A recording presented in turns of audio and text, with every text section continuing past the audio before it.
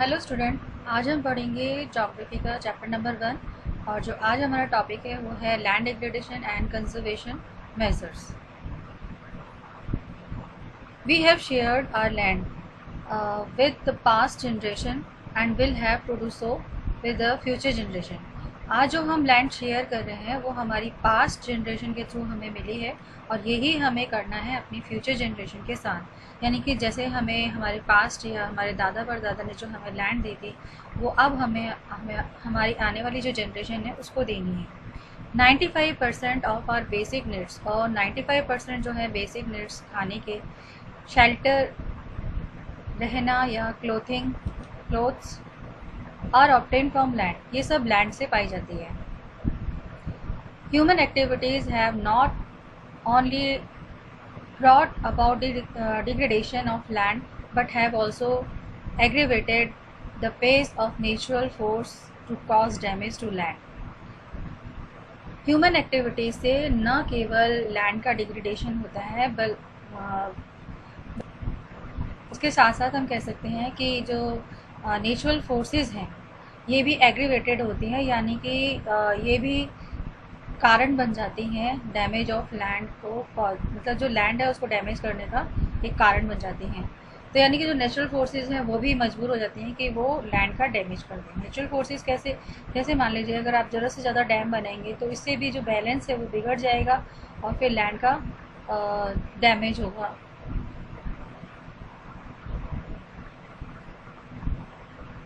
At present, there are about 130 million hectares of degraded land in India। और at present अगर हम देखें तो 130 मिलियन हेक्टेयर है जहाँ जिसमें कि लैंड डिग्रेड हो चुकी है इंडिया में। यानी कि डिग्रेड मतलब होता है कि फर्टिलिटी ख़त्म हो जाना लैंड की। Approximately 28% of it belong to the category of forest degraded land, degraded area। और इसमें जो 28% है ये बिलोंग करता है फॉरेस्ट की कैटेगरी से, जो कि डिग्रेडेड एरिया है, जहाँ पहले कभी जंगल हुआ करते थे उनको काट के वहाँ पर डेजर्ट एरिया बन गया है।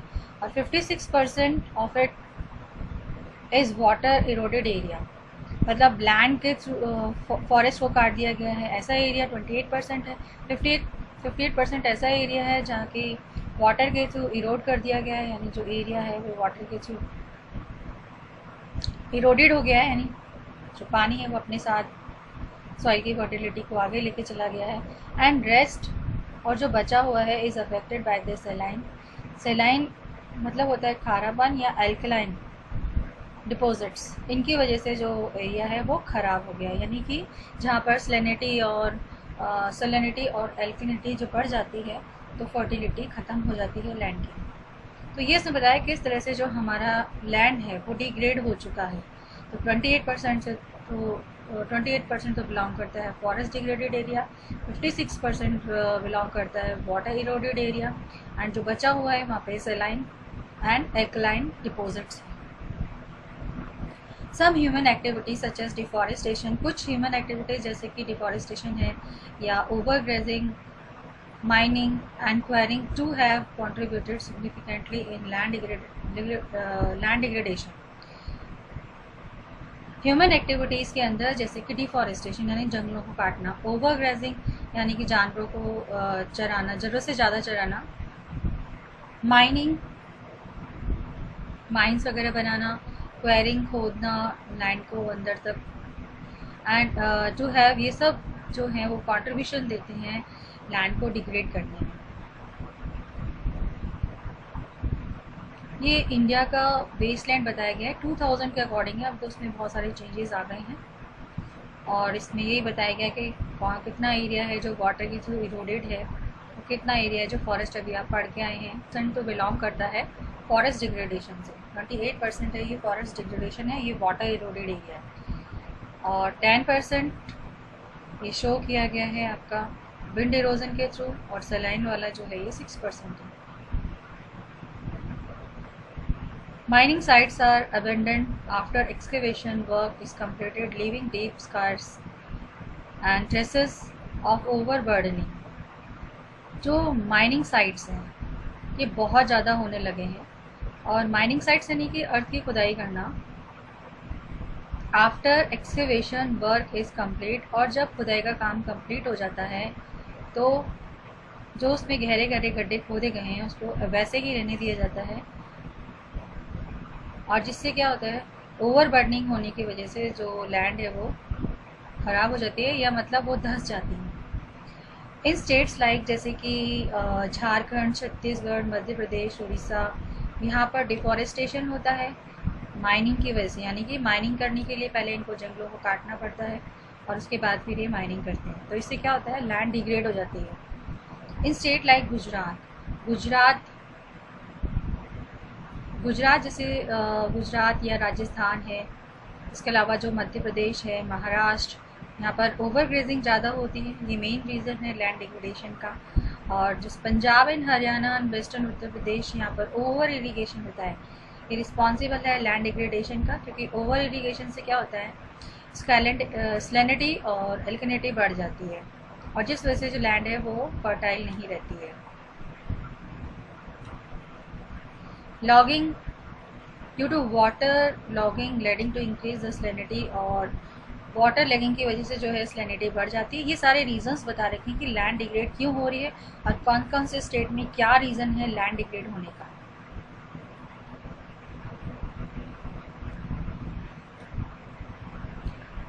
द मिनरल प्रोसेसिंग, और जो मिनरल प्रोसेसिंग है जैसे कि ग्राइंडिंग,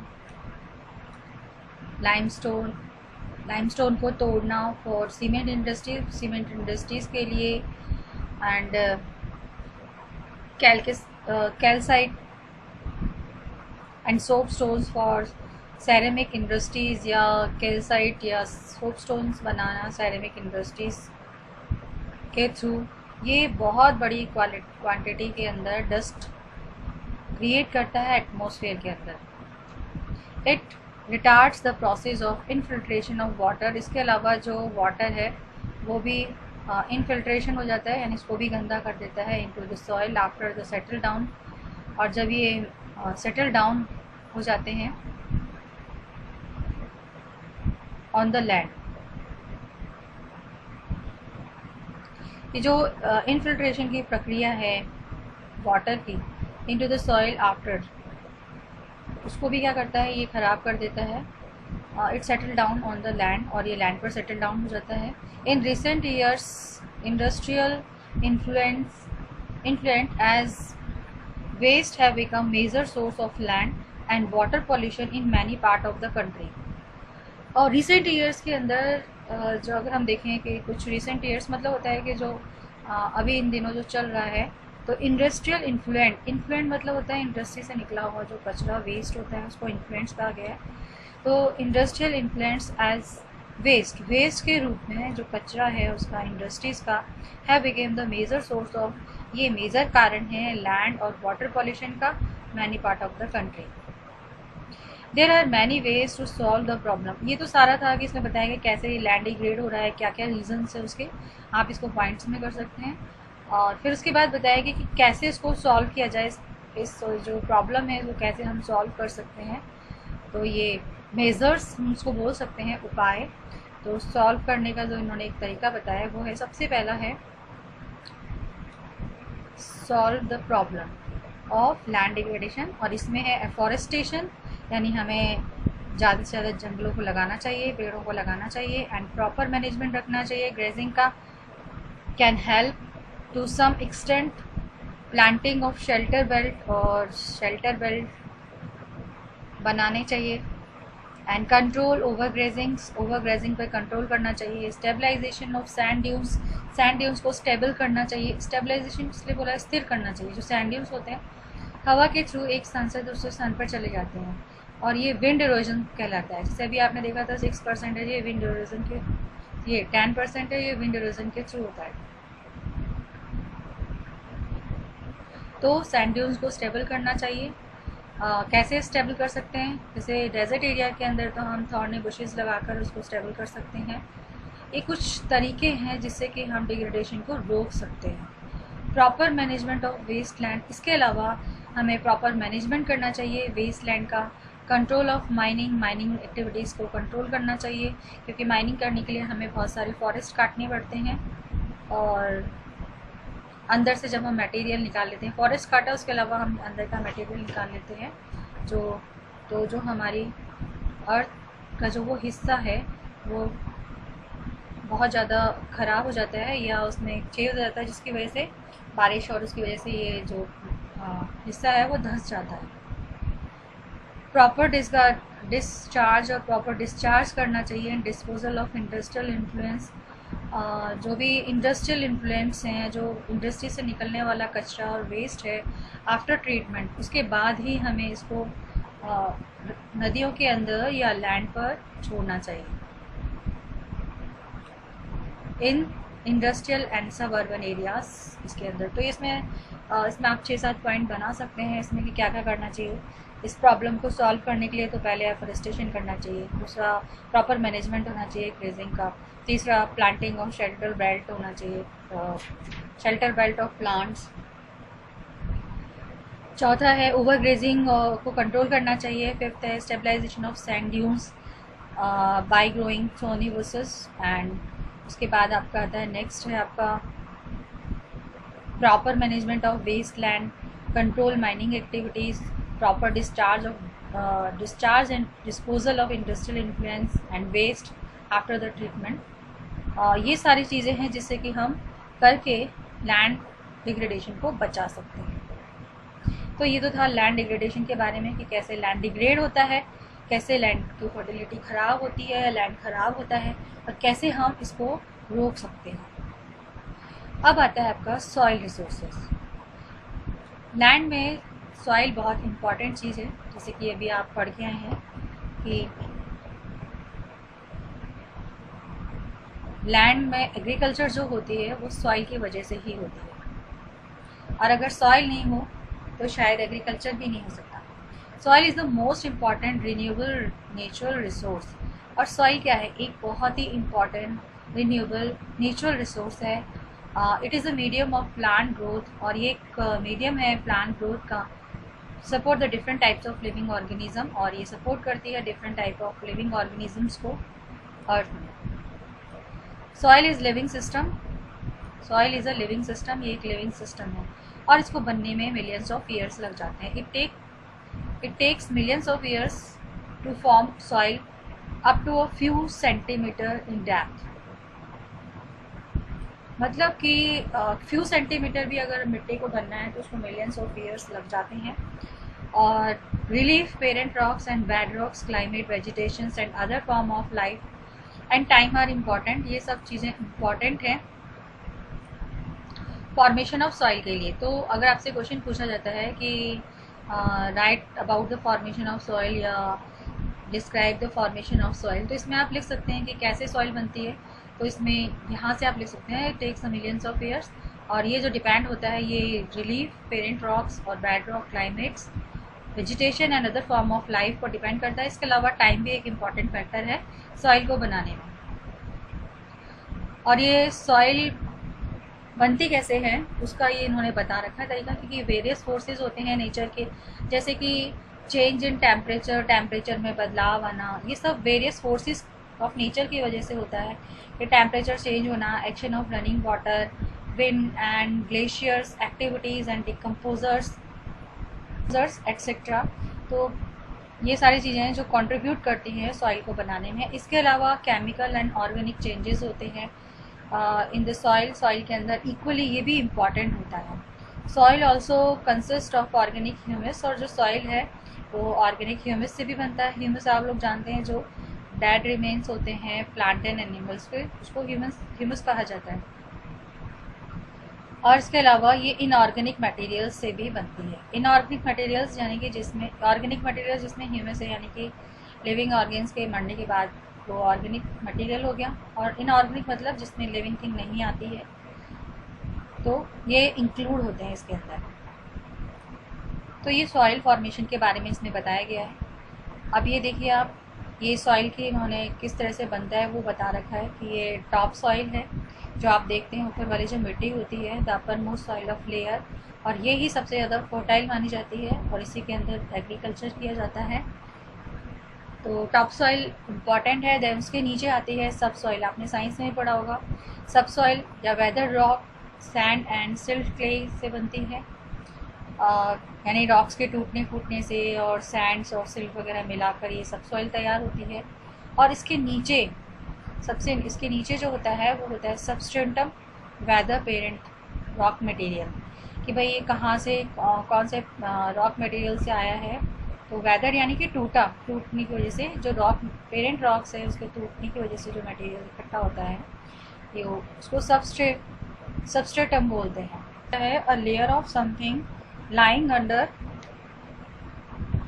अनदर लेयर, यानी कि किसी दूसरे लेयर के नीचे होता है, स्पेशली रॉक्स और सॉइल और रॉक, या इसको हिंदी में हम बोल सकते हैं कि विशेषकर मिट्टी या चट्टान की जो मिट्टी है या चट्टान की जो परत है उसके नीचे की परत का स्तर इसको बोला जाता है, या हम इसको निचली परत भी बोलते हैं। तो ये सबस्ट्रेटम हो गया, ठीक है। देन ये फिर उसके बाद आता है अनवेदर्ड रॉक या पेरेंट बेड रॉक्स। तो इसमें अनवेदर्ड मतलब कि जो टूटा तो है लेकिन पूरी तरीके से जो टूटे नहीं हैं उनको हम अनवेदर्ड रॉक्स कहते हैं। तो इसमें आपका अनवेदर्ड, तो जब आप कभी मिट्टी कुआं खोदते हुए देखते हैं तो सबसे पहले टॉप लेयर हटाई जाती है। दैन उसके बाद आप देखते हैं थोड़े से और अलग से इसमें थोड़े बहुत कंकड़ पत्थर होते हैं, फिर और नीचे जाता है तो फेदर रॉक्स के बड़े बड़े टुकड़े आने जाते हैं, और नीचे जाते हैं तो फिर और बड़े बड़े टुकड़े आने जाते हैं। तो ये अनवेदर्ड पेरेंट बेड रॉक है। तो इस तरह से 4 लेयर्स में जो टॉप जो सॉइल है वो बनती है। ये सॉइल फॉर्मेशन उसने बता रखा है किस तरह से टॉप सॉइल बनती है या क्या स्ट्रक्चर है सॉइल का, तो वो इसमें इन्होंने शो किया। ये सॉइल प्रोफाइल कही जाती है इसको।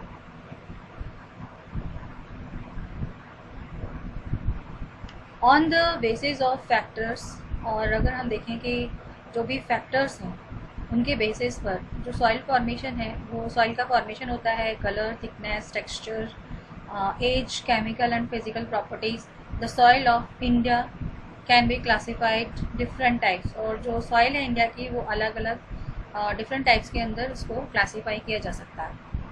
तो ये किसके अकॉर्डिंग इन्होंने बताया कैसे आप क्लासीफाई करेंगे, on the basis of factors responsible. जो फैक्टर्स रिस्पॉन्सिबल है इसके लिए वो है इनका सॉइल फॉर्मेशन के लिए colour, thickness, texture, chemical, physical property. तो इसके थ्रू अलग अलग टाइप्स की सॉइल बनती हैं। और ये सॉइल क्लासिफिकेशन दे रखा है आपका किस टाइप से सॉइल बनती है।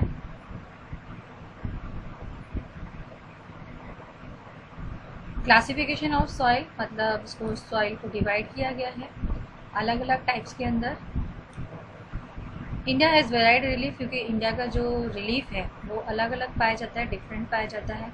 और इसमें लैंडफॉर्म, क्लाइमेटिक रिलियम्स, जो क्लाइमेट है, एंड वेजिटेशन टाइप है, ये बिल्कुल डिफरेंट पाए जाते हैं। एंड दीज हैव कंट्रीब्यूटेड, और यही कंट्रीब्यूट करते हैं अलग अलग टाइप्स की मिट्टी को बनने। तो कितने टाइप्स की मिट्टी होती है ये? फर्स्ट है आपका एलिवियल सॉइल, देन सेकंड है एलिवियल सॉइल, एंड सेकंड आपकी आती है ब्लैक सॉइल। थर्ड है वो आती है आपकी 6 सॉइल में इसको बांटा गया है। थर्ड है आपकी red and yellow soil. Fourth है आपकी लेटरेट सॉइल, एंड फिफ्थ है आपकी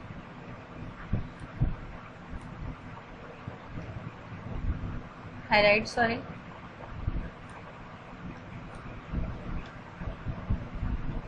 एंड सिक्स्थ है आपके फॉरेस्ट सॉइल। तो ये 6 टाइप्स की सॉइल होती हैं जो कि इंडिया में पाई जाती है। तो अब एक बार हम देख लें इसके अंदर कौन कौन सी सॉइल है इंडिया के मैप के अंदर। तो अगर आप देखेंगे ये फॉरेस्ट एंड माउंटेनियस सॉइल है। ये मोस्टली ऐसे रीजन्स में पाई जाती है जहाँ माउंटेन्स होते हैं, क्योंकि नाम से ही पता चल रहा है, और माउंटेन्स रीजन के अंदर फॉरेस्ट पाए जाते हैं। तो यहाँ आपका जो नॉर्दर्न हिमालय वगैरह जो एरिया है यहाँ पर आपका फॉरेस्ट और माउंटेन सॉइल पाया जाता है। फिर उसके बाद आते हैं आपका alluvial soil. Alluvial soil mostly नदियों वाले रीजन्स के अंदर पाए जाते हैं जहाँ पर नदियाँ होती हैं।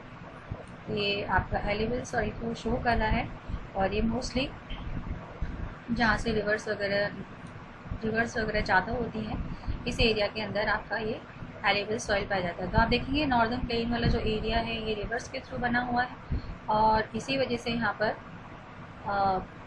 एलिवल सॉइल पाई जाती है।